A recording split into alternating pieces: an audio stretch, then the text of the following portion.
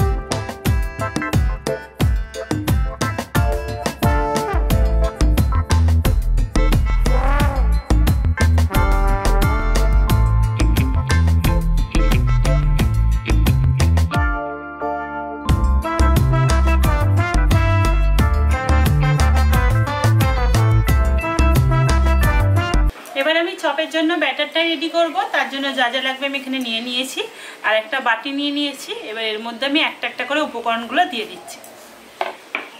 সবার প্রথমে দিয়ে দিচ্ছি ময়দা, 1 কাপ ময়দা।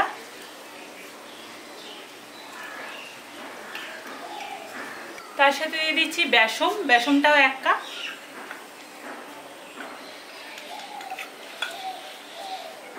এর সাথে দিয়ে দিচ্ছি চালের গুঁড়ো, চালের গুঁড়ো দিচ্ছি 2 চামচ।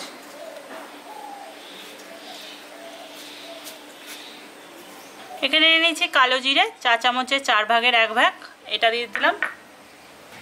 এবার দিয়ে দিচ্ছি এতে আদা রসুনের পেস্ট 1 চামচ। এখানে আমি 3টে কাঁচা লঙ্কা কুচিয়ে নিয়েছি, কাঁচা পাকা দুটো মিলিয়ে। এবার এটা দিয়ে দিচ্ছি। এবার এতে দিয়ে দিচ্ছি পরিমাণ মতো লবণ, 1 চিমটে মতো হলুদ গুঁড়ো দিয়ে দিচ্ছি। লঙ্কার গুঁড়ো দিয়ে দিচ্ছি 1/2 চামচ, 4 চামচের 1/2 চামচ। জিরে গুঁড়ো দিয়ে দিচ্ছি 4 চামচের 4 ভাগের 1 ভাগ। গরম মশলার গুঁড়ো দিয়ে দিচ্ছি 4 চামচের 4 ভাগের 1 ভাগ। খাবার সোডা দিয়ে দিচ্ছি 4 চামচের 4 ভাগের 1 ভাগ। আর তার সাথে দিয়ে দিচ্ছি ধনেপাতা কুচানো। এখানে আমি খানিকটা ধনেপাতা কুচিয়ে নিয়েছি, এটা দিয়ে দিচ্ছি।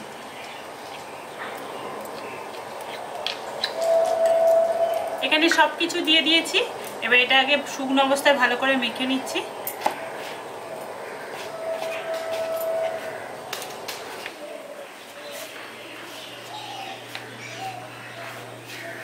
দেখুন এখানে ভালো করে আমি শুকনো অবস্থায় মিশিয়ে দিয়েছি। এবার অল্প অল্প জল দিয়ে আমি ব্যাটারটা করে নিচ্ছি। আর এখানে ব্যাটারটা ঘন ব্যাটার হবে, খুব একটা পাতলা হবে। জলটা বেশি একবারে দেবেন না, অল্প অল্প করে দেবেন আর মেশাতে থাকবেন।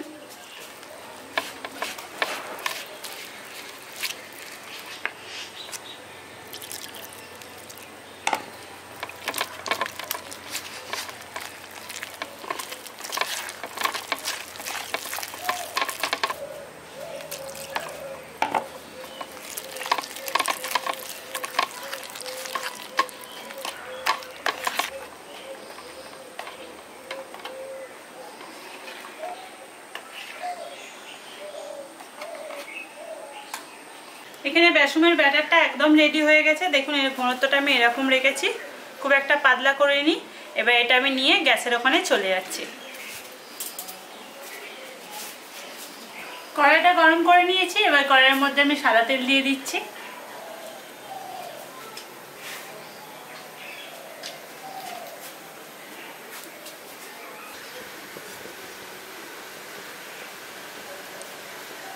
তেলটা এখানে ভালো মতো গরম করে নিয়েছি। এবার এই বেসনের ব্যাটারের মধ্যে আমি এক একটা করে আলু দিয়ে আমি তেলের মধ্যে দিয়ে দিচ্ছি।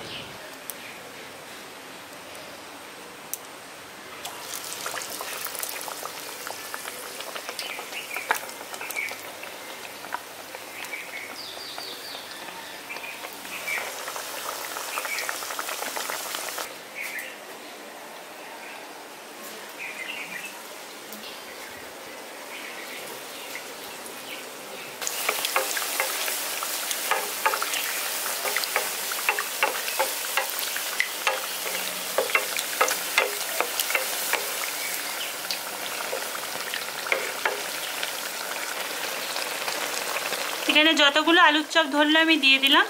এবার উল্টে পাল্টে আমি ভেজে নিচ্ছি। দেখুন চপগুলো কত ফুলকো ফুলকো হয়ে গেছে।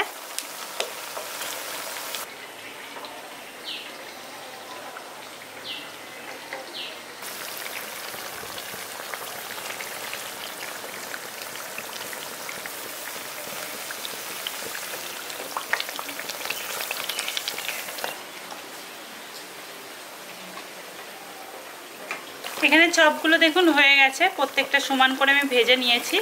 এবার এগুলো তুলে নিচ্ছি।